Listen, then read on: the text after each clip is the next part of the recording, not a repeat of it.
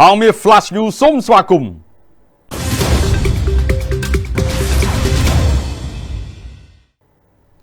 រឿងបង្គោលភ្លើងសូឡាមួយដើមតម្លៃ8លានរៀលផ្អើលដល់នាយករដ្ឋមន្ត្រីបញ្ជាឲ្យស៊ើបអង្កេតក្រោយផ្ទុះប្រតិកម្មរឿងតម្លៃបង្គោលភ្លើងសូឡាមួយដើម8លានរៀលនៅខេត្តកំពង់ឆ្នាំង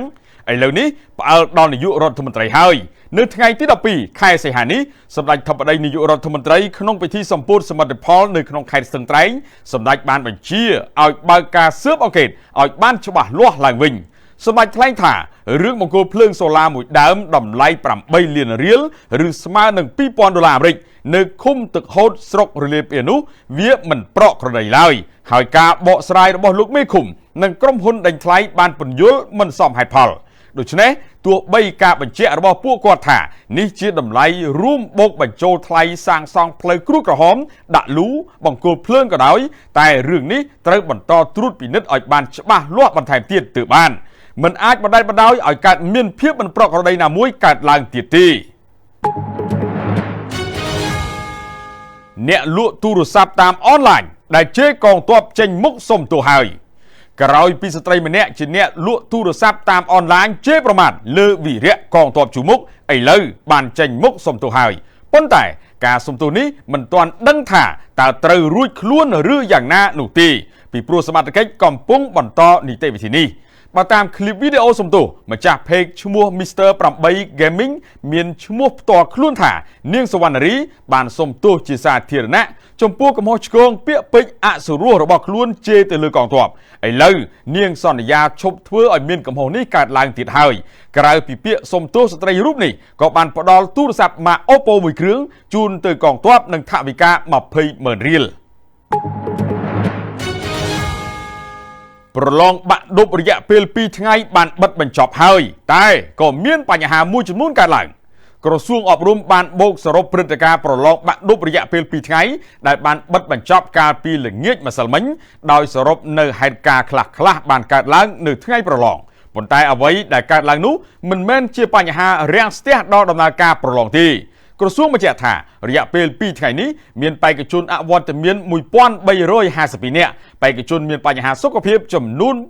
267នាក់បោះបង់ការប្រឡង18នាក់ជំងឺគ្រុនឈាម66នាក់គ្រោះថ្នាក់ចរាចរណ៍10នាក់មានបញ្ហាសុខភាពគណៈមេប្រយោគ25នាក់ល្មើសបញ្ញត្តិប្រឡង12ករណីដកហូតឧបករណ៍អេឡិចត្រូនិកចំនួន12គ្រឿង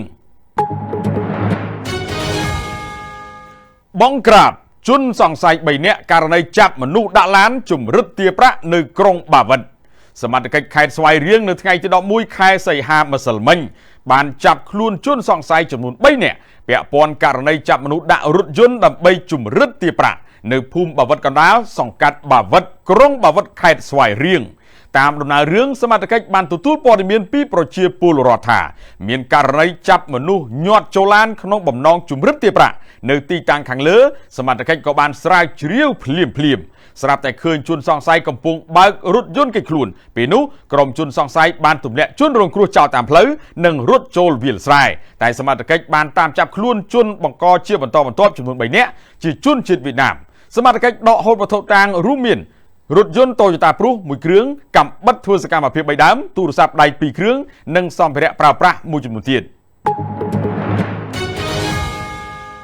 កម្ពុជាទទួលរងឥទ្ធិពលព្យុះចំនួន4ក្នុងពេលតែមួយនៅចុងសប្តាហ៍នេះ